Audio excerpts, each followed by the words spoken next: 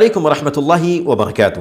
اللہ کے نبی صلی اللہ علیہ وسلم کا فرمان گرامی ہے، جعل اللہ رحمت مئت جزء، اللہ سبحانہ و تعالی نے رحمت کے 100 حصے بنائے۔ فَأَمْسَكَ عِنْدَهُ 99 جزءا، تو اللہ سبحانہ و تعالی نے اپنے پاس 99 حصے رکھ لیے۔ وَأَنزَلَ فِي الْأَرْضِ جُزْءًا وَاحِدًا، اور زمین کے اندر صرف ایک حصہ نازل کیا۔ فَمِن ذَلِكَ الْجُزْءِ، اسی ایک حصے سے تَتَرَاحَمُ الْخَلَائِقُ، مخلوق آپس میں ایک دوسرے پر رحم و کرم کا معاملہ کرتی ہے۔ حَتَّى تَرْفَعَ الدَّابَّةُ حَافِرَهَا عَنْ وَلَدِهَا، یہاں تک کہ چوپائے اپنے کھر اپنے بچے سے الگ رکھتے ہیں، خشیت ان تصیبہ، اس ڈر سے کہ ایسا نہ ہو کہ وہ کھر اس کے بچے کو تکلیف پہنچا دے۔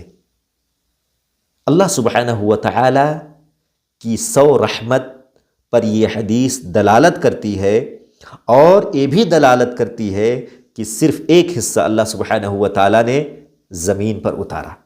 اللہ سبحانہ و تعالی ہم سب کو اللہ سبحانہ و تعالی سے قریب ہونے کی توفیق عطا فرمائے۔ علیکم ورحمۃ اللہ وبرکاتہ۔ اللہ کے نبی صلی اللہ علیہ وسلم کا فرمان گرامی ہے، جعل اللہ رحمت مئت جزء، اللہ سبحانہ و تعالی نے رحمت کے 100 حصے بنائے۔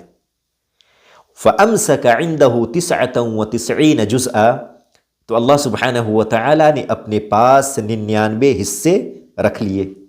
وَأَنزَلَ فِي الْأَرْضِ جُزْءًا وَاحِدًا، اور زمین کے اندر صرف ایک حصہ نازل کیا۔ فَمِن ذَلِكَ الْجُزْءِ، اسی ایک حصے سے تَتَرَاحَمُ الْخَلَائِقُ، مخلوق آپس میں ایک دوسرے پر رحم و کرم کا معاملہ کرتی ہے۔ حَتَّى تَرْفَعَ الدَّابَّةُ حَافِرَهَا عَنْ وَلَدِهَا، یہاں تک کہ چوپائے اپنے کھر اپنے بچے سے الگ رکھتے ہیں، خشیت ان تصیبہ، اس ڈر سے کہ ایسا نہ ہو کہ وہ کھر اس کے بچے کو تکلیف پہنچا دے۔ اللہ سبحانہ و تعالی کی 100 رحمت پر یہ حدیث دلالت کرتی ہے، اور یہ بھی دلالت کرتی ہے کہ صرف ایک حصہ اللہ سبحانہ و تعالی نے زمین پر اتارا۔ اللہ سبحانہ و تعالی ہم سب کو اللہ سبحانہ و تعالی سے قریب ہونے کی توفیق عطا فرمائے۔